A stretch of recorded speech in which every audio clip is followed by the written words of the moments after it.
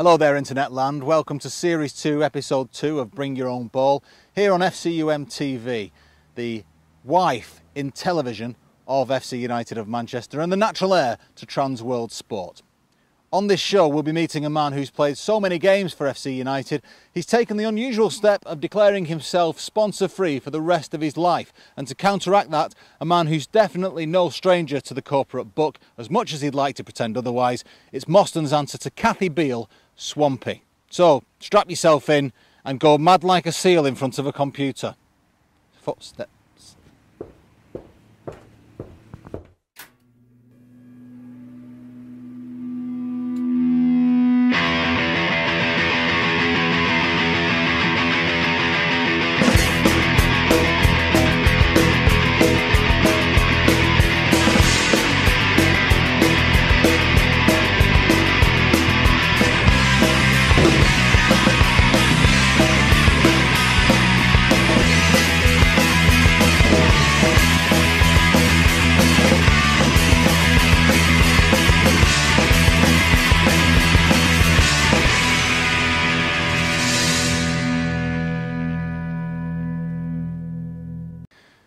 Hello there, as you can see, like a crack team of press pass toting gibbers, we're back in here despite being thrown out last month. It's still not finished, more on that shortly, and we'll be going to the team that wrote Miranda for another instalment of Bang Goes the Marv. Before that though, let's catch our collective breaths and have some FC news from the last month with Cockers.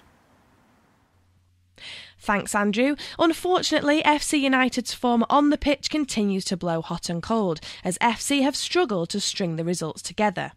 Lowlights include a shock cup exit to Lancaster City and a 4-1 thumping away at Frickley Athletic. But there have been some glimpses of good performance, including a battling loss against league leaders Skelmersdale United. Off the pitch there's much more positive news, as the largest ever FC United mini-thon took place this month at its new home in Moston, where over 170 participants took part to raise funds for the club and for our charity partner ACE. And lastly from me, to end on a bit of a positive note, the club this past month was accredited by the Living Wage Foundation as a living wage employer, the first ever football club at any level to have signed up to the scheme. Back to you, Andrew. Cheers Cockers for that. Now last month I insisted to the director that each interview should contain a wide shot of me probing with metal instruments of torture both of our guests. You see, while my questions were doing the gentle probing, it was the actual spiked metal instruments that were being more brutal. Because the director is only called a director because each month he brings along a special chair and a really special cap, this request was denied, and as a consequence we came in for some criticism from some internet bedwetters who said that we were too soft on our guests. I'm told as much anyway, I can't actually read. In response to that, and we have taken the feedback on board, here is me grilling an FC United legend on whether it's actually significant to play getting on for 300 games for the club. So Jerome, we record on the cusp of your 300th game for the club, been fit and selected. Yeah. Not bad for a team that wasn't even going to last a year. It's fantastic. Privileged position I feel to be in, to be at a club for this long, to achieve, well, nearly achieve 300 games. In the non-league game as well, it's completely different playing for FC and the number of supporters FC get from probably any other team. Just miles apart from any other team in non-league.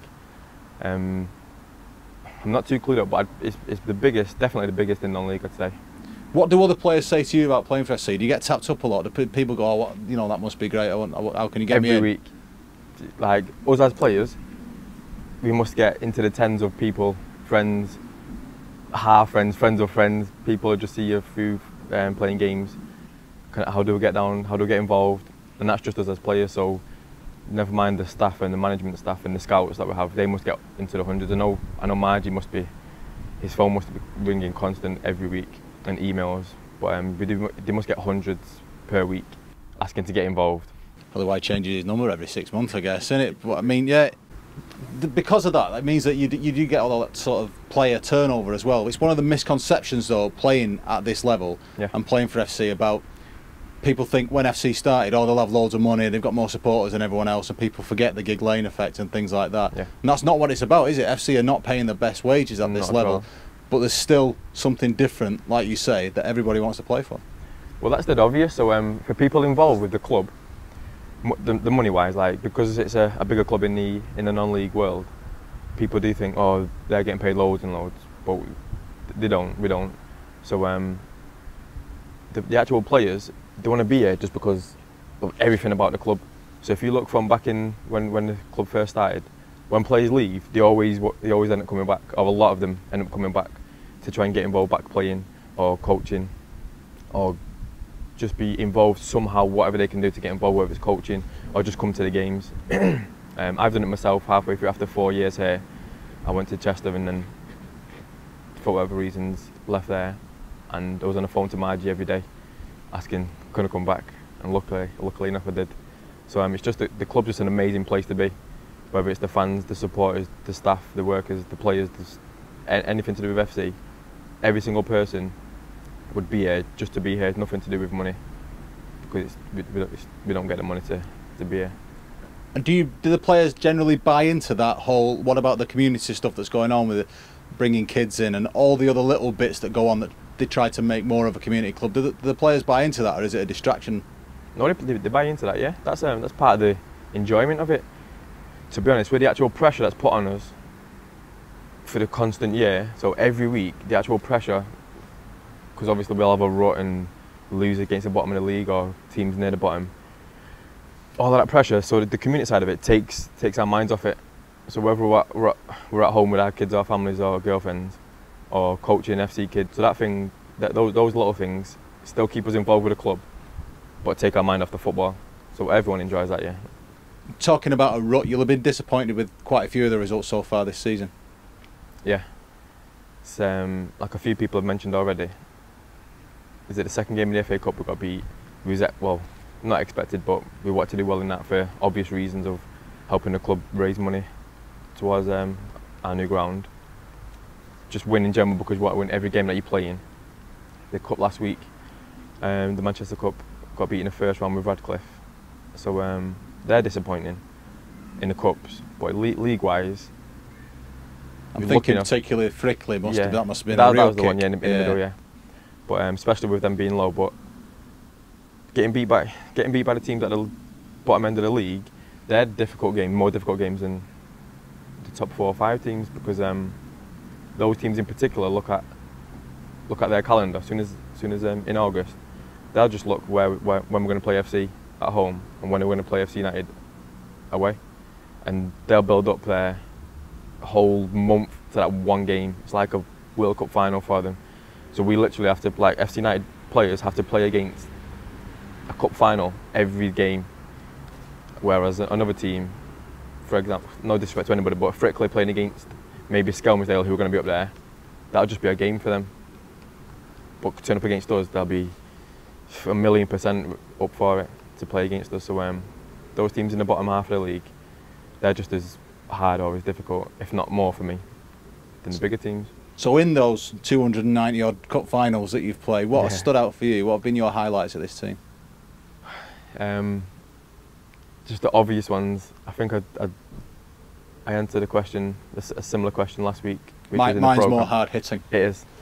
But the obvious one of the FA Cup against Rochdale. But in that one, it was, for me as well, the Brighton one before, when we actually drew. Sorry, the Brighton one afterwards when we drew. So we beat Rochdale, drew against Brighton, and Brighton was just, the players were awesome, and it's like, looking back where all them players are now, to be able to achieve a draw against them, and they had their first team out. Obviously now the managers in the Premier League, off the top of my head, 2 of the players are playing in the Premier League, and we held our own against them. But like obvious one, it was the Rochdale one when we won, because that was just ridiculous. Some professional players wouldn't even get the feeling of that day.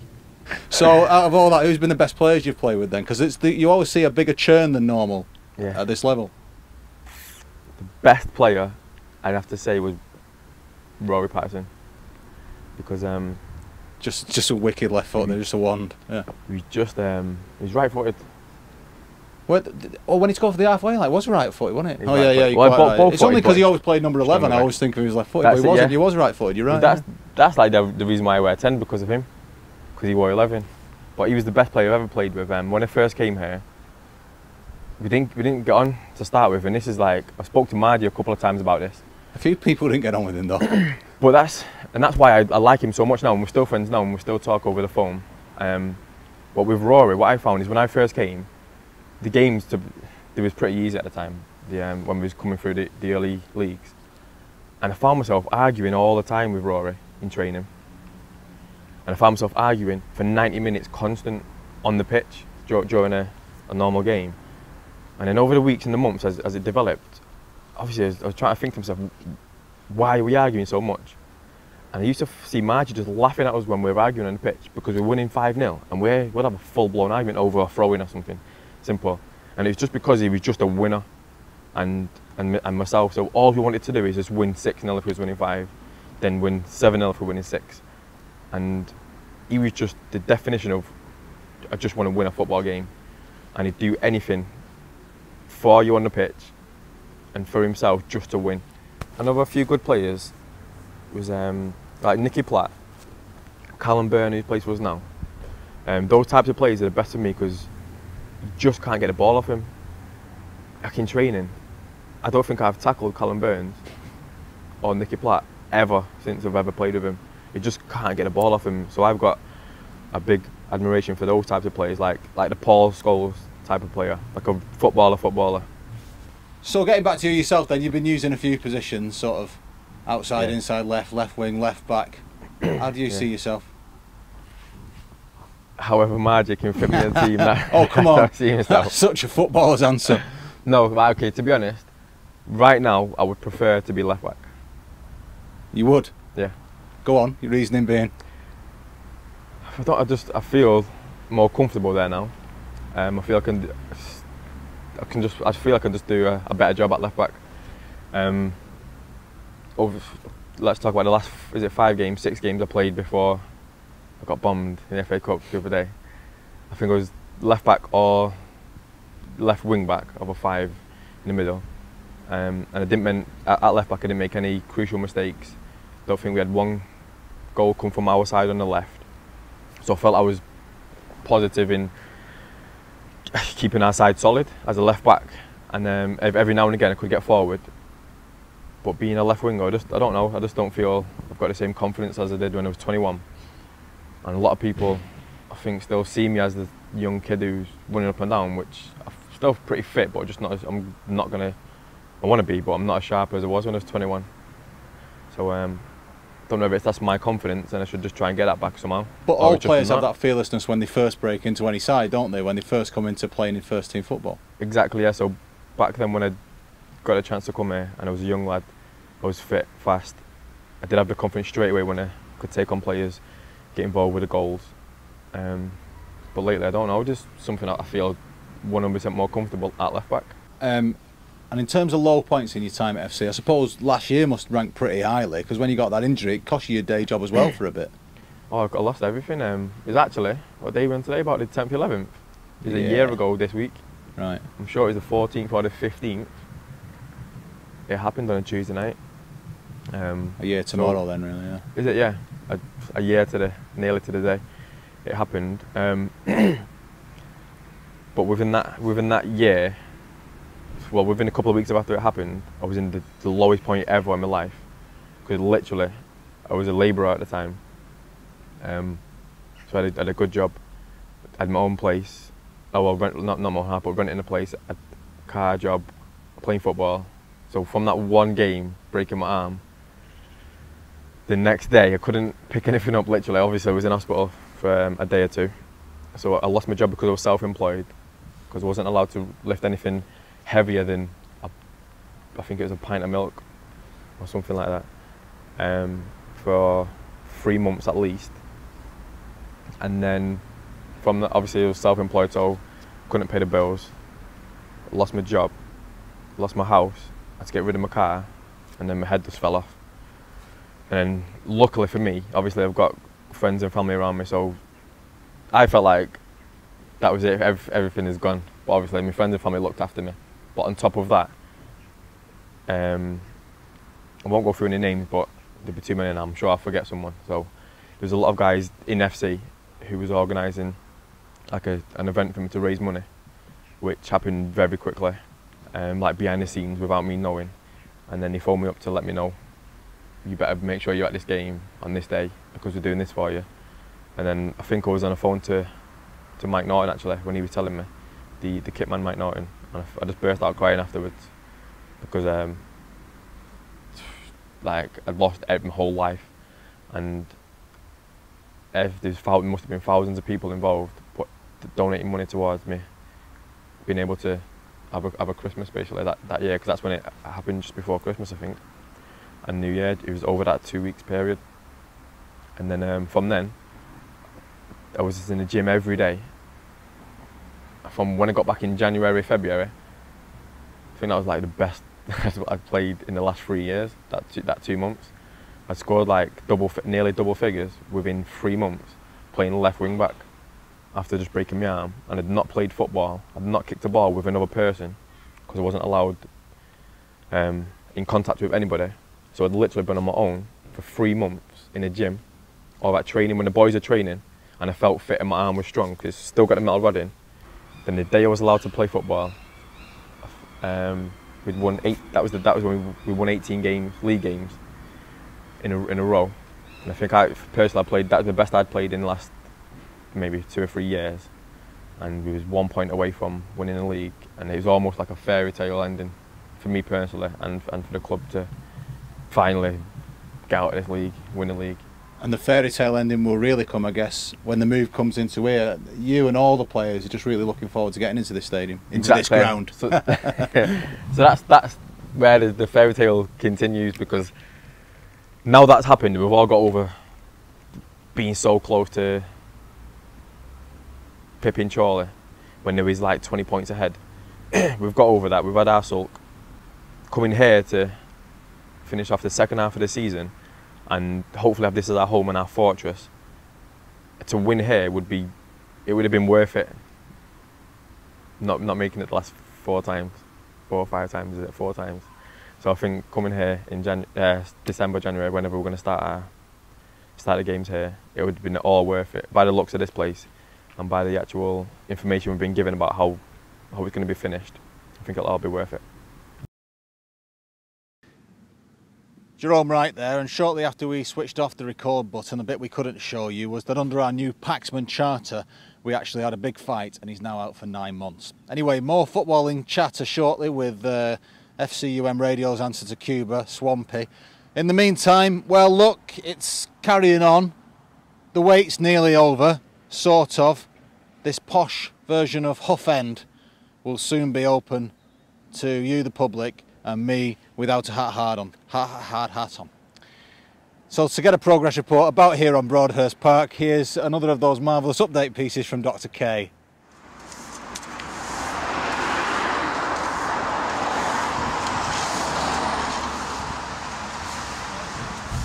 Well, it's the 26th of October and we're starting our report today from outside the ground. What you can see behind me is the FC diggers. We've been here for the last couple of hours and we've moved a massive mound of earth, broken it down, got rid of all the stones and the clay and all that sort of thing. Spread it all along here, and then we've put some bulbs in so that in the springtime there'll be crocuses here, snowdrops there, bluebells under the tree, and then daffodils and tulips. So if you want to get involved with the next lot of planting that we do, check it out here or get in touch with the office. Now let's go inside the ground and see what's happened since we were here last time. So, since we came here last, there's been a lot of progress made on what is the 3G pitches. All the concretey stuff is down, and then over here is what looks like underlay. So the underlay for the pitch. The fence has gone up all the way around to stop the ball going out, hopefully, depends how hard you kick it. And then over there is what is the acoustic barrier, which is basically a very big thick fence, which is to try and lessen any noise nuisance that the houses there suffer from. And then when you look, if I walk around here, when you look now to the top of the clubhouse, you can see it's all a lovely shiny bright red colour. So it looks like things have come on quite a lot in the last few weeks. Right, well, here we are at the site of the East Stand. As you can see, this looks really nice and red.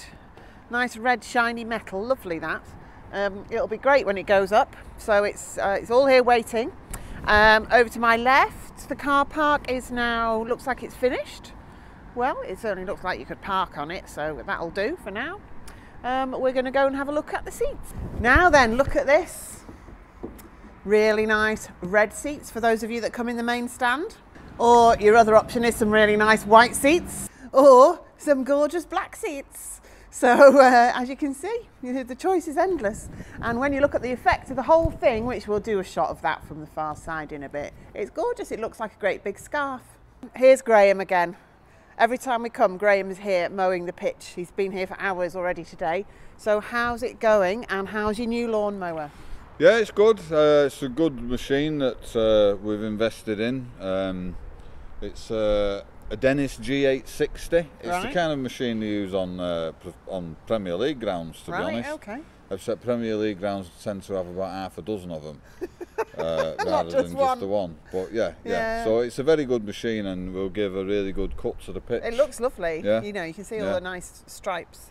It looks like it should do. Yeah. Yeah. And you were saying earlier the drainage is working where we did all that digging. Oh, that was fantastic. Yeah. After the hurricane weather last week, the two outlets from the pitches were like fire hoses into our new pond. Oh, fantastic. Yeah, so that's really worked, which is great to see. Yeah. It's nice to know that what we do works, isn't it? Absolutely. Yeah.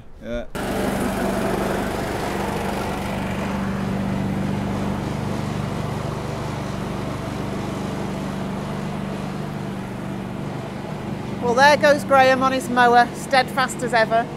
And when we come back in November, hopefully behind us a new red stand will have arisen in the east. Dr. K there, here in Moston, with another reminder of all the things that are being achieved and the things that could make you forget that football's quite an important part of what's going on. It's even one of the words on the badge. So to counter this quandary, we've been speaking to someone who's helped us with what's been going on the field. It's a man whose new haircut is from the jet age Swampy. So the first bit of the ground to be completed is the cafe then. Yes. Only joking. We've just come via the magic of television to Boggart Hole Clough. And Swampy with his haircut from the jet age. So now that the interview's got off to a flyer, talk me through the start of FC United's season in a nutshell. Very indifferent actually, probably like a jet aeroplane, quite a lot of turbulence up and down, and some good performances, but I think really there was a lot of pressure on the players this year, primarily because of the teams that went up last year, the money involved in the game last year, certainly within our division, and FC United being favourites this year, you know, from a bookies perspective and from many fans' perspective, our own included. So I think it puts an extra pressure on you as a team, the management, and I think the way we've started the season, we've not really got going as of yet. Especially the cup exit, that was the most gutting thing from a financial point of view this season of all seasons. Well, financially, you know, it's always a big bonus. You know, you see it across semi-professional football and the importance of the cup competition. If we were at this stage and we got through, it's another £7,500. The performance against Lancaster City was very disappointing. It was flat. The players themselves, there would be an agreement to say that they didn't really perform in the manner that they're accustomed to trying to do week in, week out. And it was flat, it was poor, lacking in penetration and real quality on the day. And Lancaster City themselves, you know, not a great team, but they came and they really matched FC United, and their work rate and their desire to get through to the next round, I think that's what got them through, opposed to FC United losing the game. Were you particularly gutted that it was a loss to Trevor Sinclair and a man who I think used to be a Nickelback? Yes. Well, it's interesting because there's a lot of those kind of players now getting involved. I was lucky enough to interview Trevor Sinclair about 2 weeks prior to it on the 5 Live show, and he was talking about the quality of semi-professional football. And it's interesting how many pros are coming in, old pros like Ronnie Warwick's now involved at Ashton United. We've also got the likes of Andy Welsh at FC United. So, you know, they see the quality there, because there is certainly quality in the semi-professional game. They did the homework, you know, there's no question about it. They had a scout there the week before, not to say that FC United don't do the scouting work, because they certainly do. But they just matched us on the day. They identified a couple of what they saw as key areas where they could exploit, and they did that on the day. And, you know, well, Nickelback went through to the next round, and, you know, let's hope Faith No More can dispatch them. You're going to keep the faith. Where will FC United be come April and May, apart from in your very calf for their pre-match meal? Well, I think it's true to say that fans at this moment in time have vented their anger and frustration out on message boards, and it's interesting. I mean, the manager Carl and his management staff have an opportunity to tell us what they think via this medium of FC United television, and so fans themselves do it in a form of the internet. And there has been some question marks put against the management and the players themselves, which I think in a way is probably right, because you should question your team, you should question the way they're playing football. We haven't had a very good start. I've been giving you the V's during this interview. Yeah, I made it quite tough for you, I think. You have to concede, this is the toughest one we've done. It is indeed. I think the quality that's there, you know, we haven't played particularly well. We're sixth in the division, and I truly expect FC United to be there or thereabouts. There are some good teams above us at this moment in time. I think the players themselves have to have a look at themselves and make sure that they put in 100% week in, week out, and the quality will then, you know, come to the top.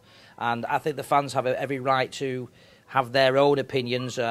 And one thing we should all say is, though, we should also, let's not blame individuals, let's be collective together as a group. But, you know, constructive criticism is very, very good, and it can be handy because, you know, it's something that fans might see that the management don't see, you know, something that we see and you see that the management don't see, and vice versa. So we're all together, in it together, we're a fans-owned football club, and that's the beauty of it, having an opinion and being able to express it without being castigated, opposed to if you think that Matthew Wolfenden isn't good enough for this league, or indeed for this team, because he clearly is, as he was manager's player of the year last year, and we know the qualities of him and the abundance of quality within the team. So there or thereabouts, and a good cup run in the last two cup competitions, the Dutson or indeed the FA. Is it Vase or Trophy at this stage? I think it's one or the other, but that would be a nice opportunity for FC United to get some financially get some money, and equally put some smiles on the fans' faces with good, attractive football. Win, lose or draw, that's all we ask. Let's finish with some constructive criticism then. Please change those wall colours. The walls colours, yes. Well, it's not particularly good, is it? It wasn't my cafeteria, and those colours will be going very, very shortly. We have a green floor, and we have white walls, but the kitchen currently is blue. It will be going pretty in time for your next visit here, when you'll be welcomed with a free breakfast. Excellent. Release the nipple clamps. Now, producing a monthly punk football-based, magazine-styled televisual feast of soccer with undertones of Alan Partridge, all shot on Clayton Blackmore's 1990s Sharp View Cam that he got for free, can often leave your broadcasting rivals miffed, in some cases even angered. But those problems just don't deter Marv, who presents Bang Goes the Marv. Run Bang Goes the Marv. Yeah, just press play. Bang goes the Marv. Bang goes the Marv. Bang goes the Marv. Bang goes the Marv.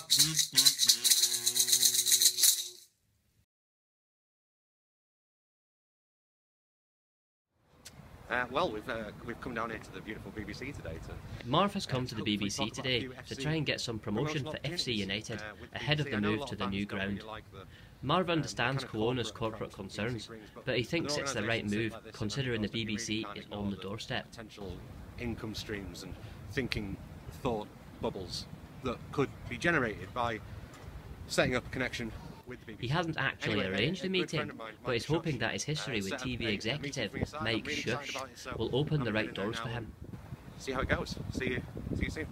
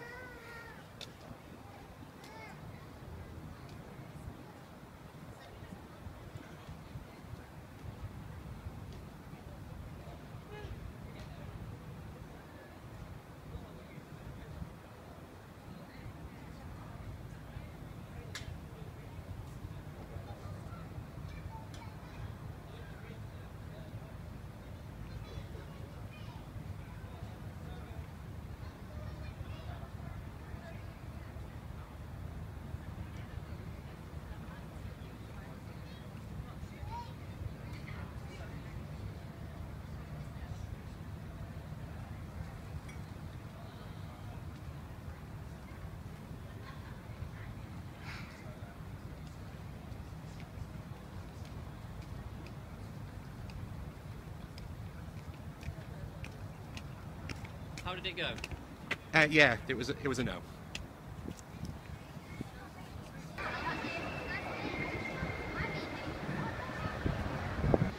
So what's next? Well, the BBC didn't quite work out as we'd hoped, but you know, never get knocked down. If you do get knocked down, then you get straight back up. Plenty more investment opportunities in the city. So we've come down to Harvard Street behind me to try and have a chat with some local businesses about different kinds of investment opportunities that are available for FC United. I know the fans don't really want the shirt sponsorship, but no one ever said anything about the shorts and the socks, did they?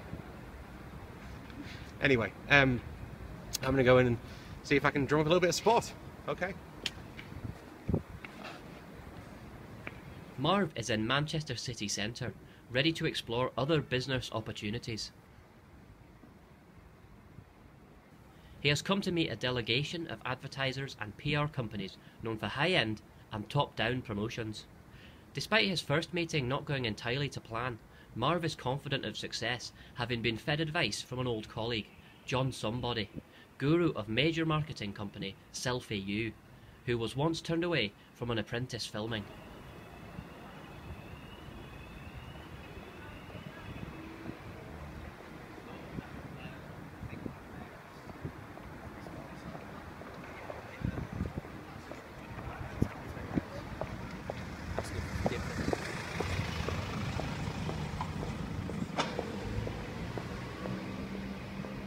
How did it go? Yeah, it was a no again.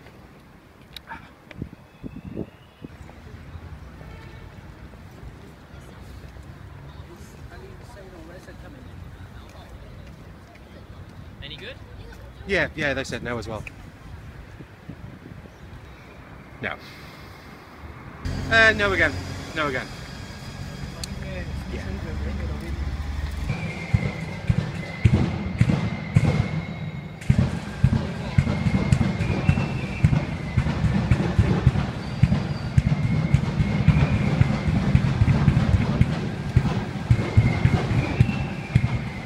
Any improvement? Yeah, another no. Yeah. Yeah. No again. No.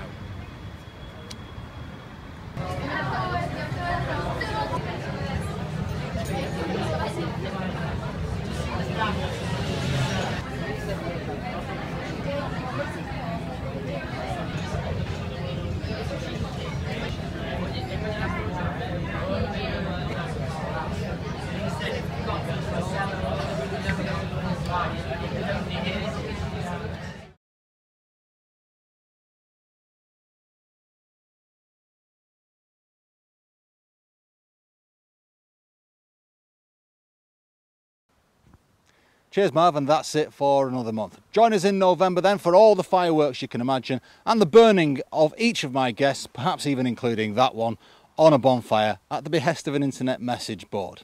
A real guide to the do's and don'ts when it comes to pyrotechnics. For all the figurative highlights, of course, just head over to fcum.tv in the meantime and hashtag yourself crackers on Twitter using hashtag FCUM or at FCUMTV or something like that. You'll find it anyway. Big thanks to all my guests, Jerome Wright, Swampy, Cockers in a microphone, Dr. K in Moston and Marv in his own mind. From everyone here at Broadhurst Park, mind the trams, ta-da for now.